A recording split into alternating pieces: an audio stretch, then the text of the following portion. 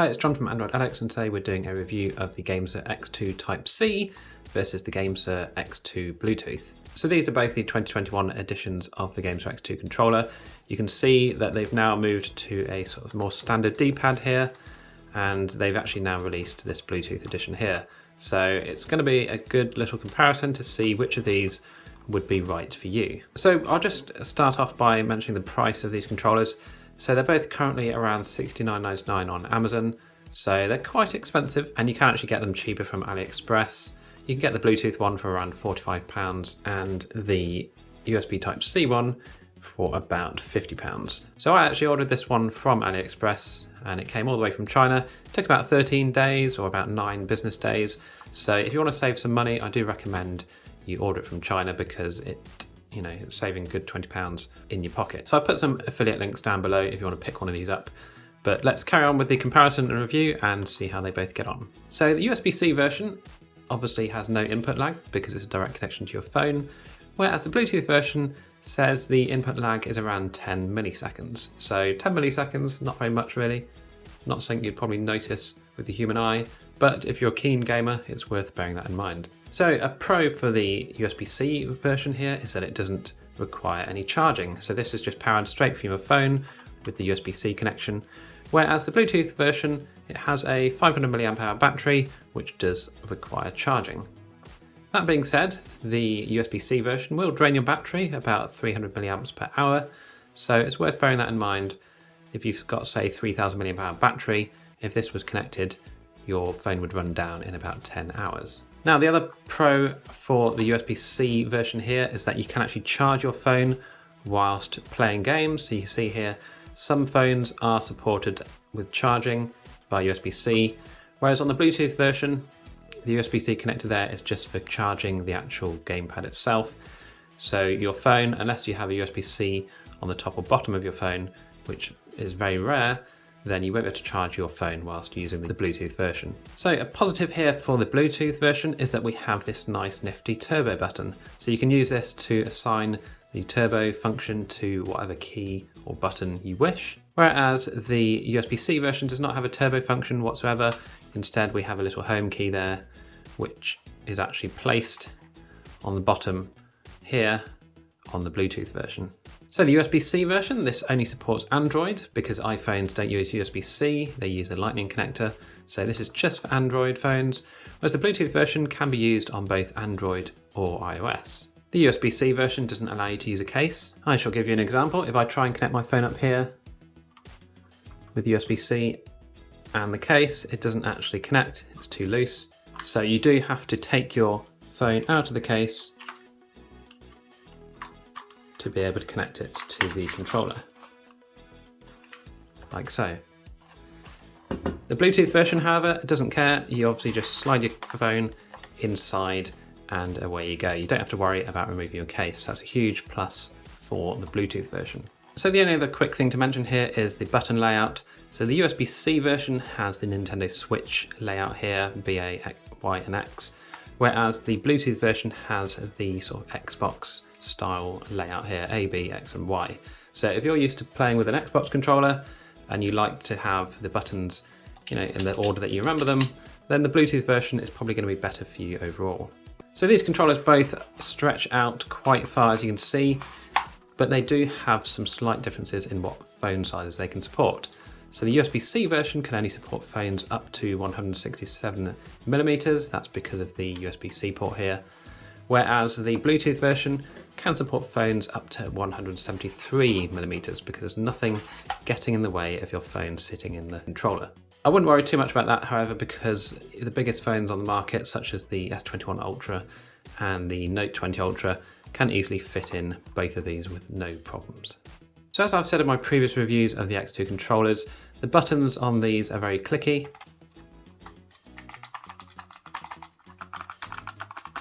And they're the same on both.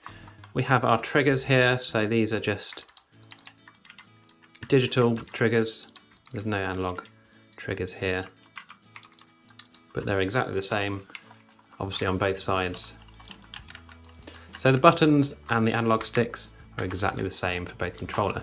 So speaking of the analog sticks, I haven't really been a fan of the sort of convex analog sticks that came on the X2 last year, but funny enough, this year they've actually shipped with something quite handy. So if we have a look, this is the case that both of them come in. Inside there's basically a little box with accessories in. So for the Bluetooth one you get a USB-C cable, and you get some little thumb pad grips like this. So these also come with the USB-C version as well, and these are basically little sort of caps you can put on top of the analog stick, and then you can change it, as we can all see here. Change it from the sort of convex to a concave analog stick, which to me personally feels much better, and it actually feels more grippy as well. Your thumb's obviously going down inside to apply pressure, so I think personally that's much better. Similar to how an Xbox or the GLAP controller is. So I would certainly recommend putting these on to the controller if you can. Now I can press quite hard, these aren't, they're not just falling off. I'm pressing with a lot of pressure here, and they're staying on quite well, so they do go on quite nicely there. So it's worth bearing in mind that those are included with each controller. So as I mentioned, the D-pad has changed from last year. Last year we actually had, if we look at the USB-C version to do a direct comparison, we actually had sort of face buttons for the D-pad, which I wasn't a big fan of. I've always been a fan of being able to roll your finger around, or your thumb even, and pull off moves and do things in certain games which require D-pad. Or maybe you want to go in a direction up and right, for example, you can just press in between both of them. Whereas if you've got buttons, you've got to sort of, it just doesn't feel as fluid and as solid to do, pressing two buttons at the same time. Whereas it's just easy just to use a proper D-pad, in my opinion. So I'm glad that they've changed that and put that on to both of these, rather than having separate buttons, such as on the previous version or on a PlayStation controller. That's what they have for their D-pad as well. It's just not very nice for retro games or anything like that. So that's a massive positive there for these new versions here. But going back to the analog sticks, now they've got the thumb sort of grips on here, or the caps, they do feel much nicer, and they just feel like you can control things a lot easier with a lot more precision. Your thumb isn't sliding around on a more sort of smooth, even though it looks like it's textured, it's not really that grippy. But now you have the option to pop these on, you're going to get a lot better control, I think, from your games. So that's a really great thing to see there. Okay, so I just want to talk about the different modes that these gamepads support. So they both support X input. X input is Android's sort of native controller support. So any games like Fortnite or COD Mobile, or even this sort of Sonic the Hedgehog, anything that actually natively supports the controller without any third-party mapping software, these controllers will work with. Now there are some exceptions to the case, which we will have a look at shortly. But basically, both of them do support mapping your gamepad keys via the Gamesir app. So I'll just quickly show you here on the USB-C version how you switch modes. So you can see here when the light or the LED at the top is a sort of blue colour, it's ready for EGNS, as it says here. That basically is the X input mode. Now if you press and hold the G and home key at the same time, the blue LED will turn green, and that's when you're ready to use the Gamesir mapping app. So we'll just quickly go through that here. So currently it's in the Gamesir mapping mode. So if I press and hold G and home, we see that the gamepad reconnects, and we're now in the sort of dark blue mode here, which is ready for the X input games. So I'm just going to run through doing that on the Bluetooth version now. It's slightly different instructions, and then I'll set up a game as well, but it's basically the same on the USB-C version. So we'll just do it on one gamepad just to save time. So as I said, there's two modes that the Bluetooth one supports, and I'll just quickly show you here on the instructions. So the standard mode is X input mode, which is where for the first time you use the controller, you hold down the A button, just remember A for Android, and then you press and hold the power on or the home button here, and you'll see that the Bluetooth turns on and your phone will be able to connect to the Bluetooth device. So we have a look in our Bluetooth devices here. You see the Gamesir X2 F1. We'll click pair, and we're now paired. So back in the game, if we just go into a quick bot match here, I will show you what I mean. So we're all paired and we know COD Mobile supports controllers, but for the reason best known to the developer, they don't seem to support all controllers, they only support certain controllers. So this one is not compatible. So we have a look here. I can't move on the screen at all because it's not compatible with COD Mobile. So it's a big shame really, because this is just the standard X input mode that we've gone into. If I connected the GLAP controller over there to it, it would work fine. So there's only certain controllers that developers support. So to get around that issue, we can turn off the controller. And then we're going to go into the Gamesir mode. So we're going to press and hold the G, turn it back on, and we'll see the power come on here. And we're now flashing again. We can see the request here for the GF1, so it's a slightly different name for this mode. And we're now paired. So now we're in the special mode, what we can do is load up the Gamesir mapping app. So just search for it in the Play Store, just search for Gamesir and you'll find it. And this is the app that we use to map the on-screen controls. So we click play game down here. I've added a couple games here already, you can see. Now if you don't see these listed or the Gamesir controller details, it means you're not in the right mode, so make sure you turn it off and turn it on while holding this G key here. And once you do that, you can click on one of the games, say Call of Duty, and that starts up the mapping service. So we've now got this little floating widget here, which we can use to then set up the controls. Now I've already done this obviously, but you can basically click on the add button here, add your controls in, so we can click on the question mark, press a key to assign, so we've got the A button there, and then we can drag that over wherever we wish. Let's put it onto jump, for example. Oh, I pressed the wrong one. So we drag the A onto the jump, close that off, click on the cross and just save that. So we've now got the ability to move around and look in Call of Duty, even though the controller is not supported. Now this also means you can actually do this with other games which don't actually support controllers at all. So it's very handy to be able to do this because you can actually now play any game you like with your controller. So some of the other things we can do in here, so obviously this is the left analog stick here and the right one here. You can resize these things if you like, so you can adjust those like that. Move things around, you can use micro adjustments to place them in very specific places. You also get the ability to load other people's layouts. So we can see here in layouts, these are all the different ones that other people have made. You can save yours, share yours, and do all sorts of things. It's quite a nice little app for doing that. Once you're finished, you click save and away you go. So that's just a quick instruction on how to enable that mode on the Bluetooth version. Okay, so let's check out the turbo button function here. So you can't be in the Gamesir gamepad mode. You do have to be in the Android X input mode for this to work, because once you're in the other mode, the only keys you can press are ones that you assign on the screen. So what we're going to do, we're going to turn off the controller here. We're going to go back into X input mode. So hold down A for Android, press and hold the home key to turn it back on, and we will pair when it asks us to. Okay, so now we're back in X input mode. We can see all our buttons working now. I'll just show you how to configure the turbo button. So basically, if you've got a button that you want to press multiple times, and you don't want to break your thumb doing it, what you can do is press and hold the button. So we'll go for A for the time being, and just press the turbo button. And you can see straight away that now when I'm holding A down, it repeats itself. B is not, because I've only done A. And we can set up multiple ones, so I'll do B as well. And now we can see both buttons are auto firing, which is great. Now, there may be some times where you actually want it to fire a bit faster. So to do that, what we can do is actually press and hold the G button and press the up on the D-pad.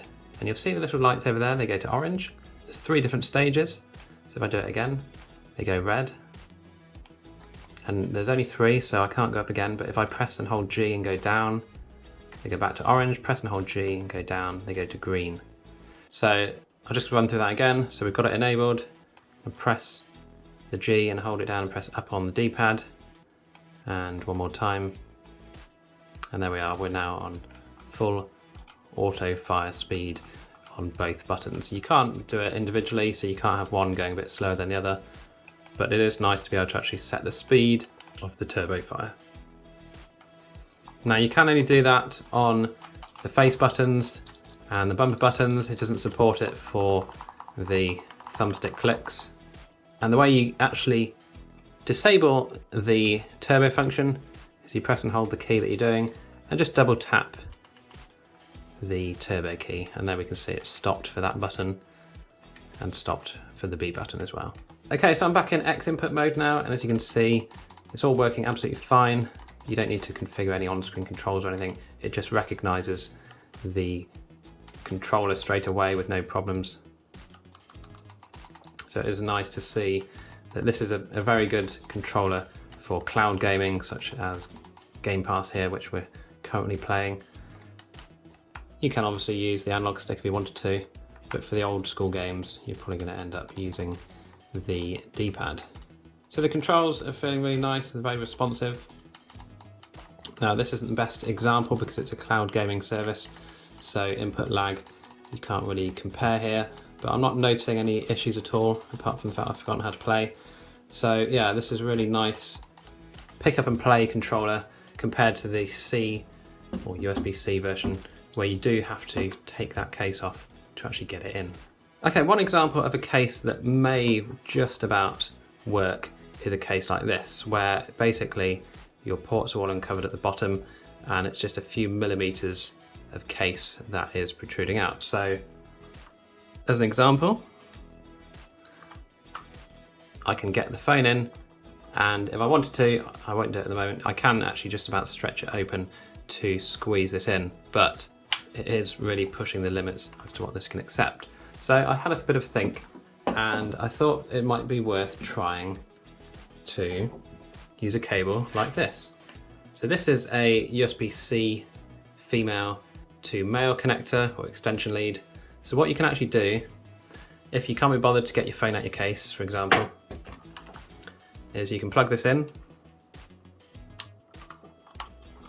and send the cable off any direction you like, but I'm just going to put it over here for the time being. Okay, and now we can actually use the controller.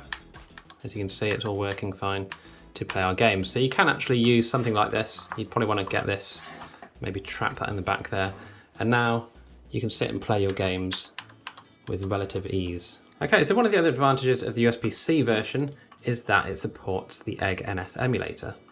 So this is basically a Nintendo Switch emulator, which is made by someone who works for Gamesir, or what used to work for Gamesir, I'm not sure what.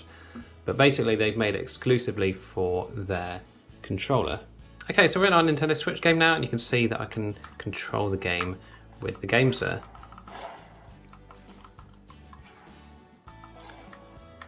Now it's not possible for the Bluetooth version to work with this application. I'm not 100% sure why, but they only support their own USB-C controller. It would be interesting to see if they added support for it later on maybe. There also aren't that many games that are compatible or work well. Diablo 3 here is one of them that does work well, however. But yeah, this USB-C cable extension lead does do the job if you don't want to keep taking your case off. It looks a bit funny, I guess, but I guess that's the price you pay for the convenience of not having to take your case off every time you want to use the controller.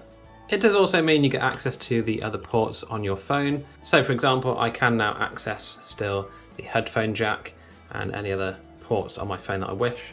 So it could have those benefits as well. I've put a link again in the description to the Amazon page where I got this from. It's only a few pounds and it does do the job, so it works quite well. Okay, so I'm going to move on to the Gamepad tester now. So we'll just see what the analog sticks function like and if there's any dead zone or anything.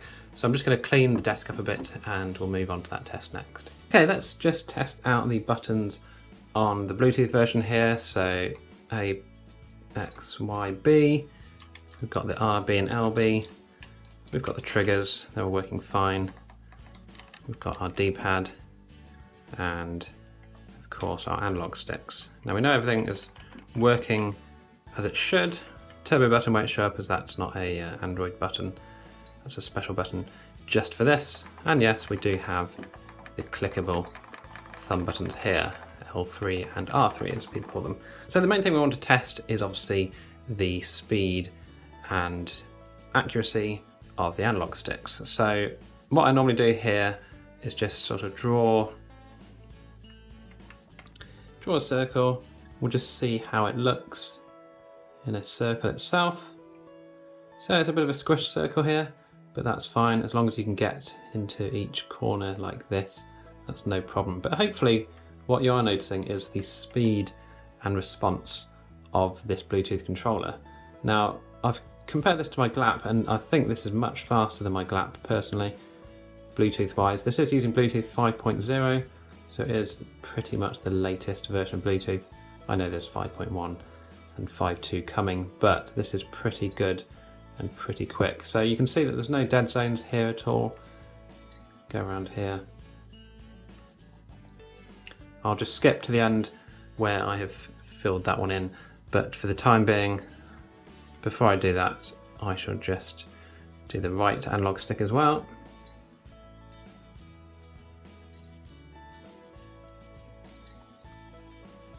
You can see here, filling in nicely.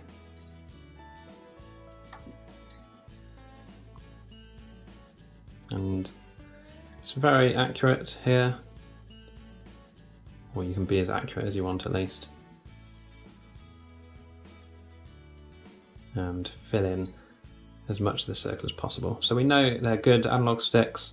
We know that there's no dead spots here, but I will fill in the rest just to prove it. So I shall cut to the end when I have done that. Okay, so as we can see, I've filled in as much as I can be bothered to fill in at least. There's no dead spots at all here, so it's all looking very good. So we'll move on to the USB-C version now and just have a look at that as well. Okay, so I've just started afresh here. Now, USB-C is obviously going to be the most reliable and the quickest method of using a controller. No input delay at all whatsoever. It's a direct connection to your phone. So let's just see how this looks circle-wise. This looks more sort of the shape of an alien head at the moment, but it's not too bad. Let's have a look at the right-hand stick. That looks a bit better. But again, like I said before, as long as it actually reaches the corners in a fashion, the game itself won't really care too much. So I'm now just going to go through and try and fill this in as much as I can as well. I think we know the answer. There's going to be no issues at all whatsoever. I've never had an issue with any Gamesir controller. I've used a couple of them before, like I say, the previous version of this and the G4 Pro as well. They've both been very good. So I'll skip to the end once this is filled in and we'll just see how it looks. Okay, so here are both side by side. You can see they're both perfectly fine. There's no dead spots at all or dead zones on either controller. Okay, I think that just about rounds it up then for these two controllers. So just a quick recap, I guess, on both. As you can see, they're both exactly the same, both ergonomic design. Differences being one's Bluetooth and one is USB-C. The other one has a turbo function here and this one does not, but it does have less input lag. Whether you would notice that, I don't know. It's really just down to you as an individual. I personally didn't notice any input lag with the Bluetooth version, but if you want to be absolutely sure, then you'd probably want to go and stick with the USB-C version. So the Bluetooth one is slightly cheaper than the USB-C version. It does have the added issue that you do have to keep it charged up, however, but the battery has lasted a good couple of days now that I've been using it without any problems. The USB-C one doesn't require charging, and you can charge some phones through the USB-C port. So I've put a list of those phones in the description that are currently supported, but it's not all phones, so just be aware that you may not be able to charge your phone with this version if you wanted to.